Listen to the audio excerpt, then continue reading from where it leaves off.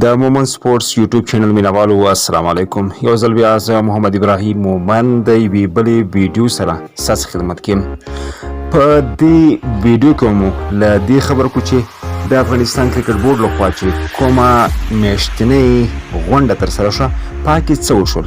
افغان کرکټ بورډ څه وویل او په اصل کې په دغه غونډه کې د فرحان یوسفزي، لطف الله ستانکزي او د بورډ غړو د امرخیل صاحب په شمول څه خبرې وشوې، کومې پرېکړې وشوې، دا ټول به تاسو ته په دغه ویډیو کې درته ښایو او هم به درته وایو. خو مخکې دی نه چې ویډیو باندې پیل وکړو، تاسو څخه غوښتنه ده چې که مو تر اوسه د مومن سپورټس یوټیوب چینل سبسکرایب کړی نه وي نو درسره سبسکرایب کړئ.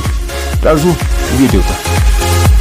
د افغانستان کرکټ بورډ لخوا میاشتنۍ غونډه د کرکټ بورډ د عمومي مشر فرحان یوسفزي په شخصي دفتر کې ترسره شوه.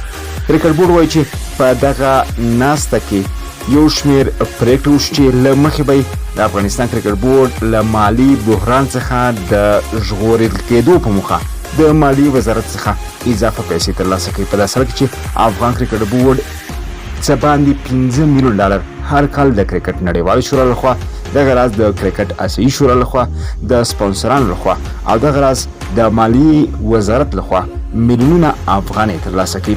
خو دا چې دغه پیسې چېرته مصرف شوي دي افغان کرکټ بورډ په اړه جواب نه لري. خو اوس په یوه نوې طرحه باندې کار کېږي تر څو د مالیې وزارت څخه نورې پیسې ترلاسه کړي.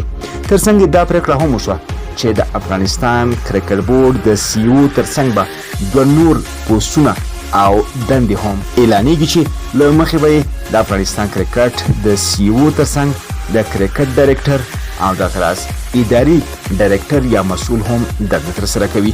د دې پرېکړې وجه او لامل دا دی چې د افغانستان کرکټ بورډ لپاره چې کله هم سی او یا چیرمن راغلی یا په کرکټ پوهېږي، په اداره نه پوهېږي او که په اداره پوهېږي نو بیا په کرکټ کې معلومات نه لري. له همدې کبله کرکټ بورډ د نوې تشکیل له مخې غواړي چې د اجرایي رئیس ترڅنګ د کرکټ ډایرکټر او اداري ډایرکټر په دنده وګماري. خو دا چې د دې پرېکړې وروسته به د کرکټ بورډ د چیرمن او یا هم اجرایي رئیس شتون څومره مؤثر او ګټور وي دا به وخت ثابته کړي. کرکټ بورډ دغه راز وویل چې د تېرو 6 میاشتو مالي راپور هم وړاندې کړ. په دې راپور کې راغلي چې کرکټ بورډ په وروستیو 6 میاشتو کې 90% عواید ترلاسه کړي. خو دا چې له کوم ځایه معلومه نه ده. تر څنګ یې ویلي دي چې 40% بودیجه هم په وروستیو 6 میاشتو کې په ښه توګه مصرف کړي. خو دا چې دغه 40% بودیجه په کوم ځای کې مصرف شوې په دې اړه هم معلومات نه دي ورکړل شوي.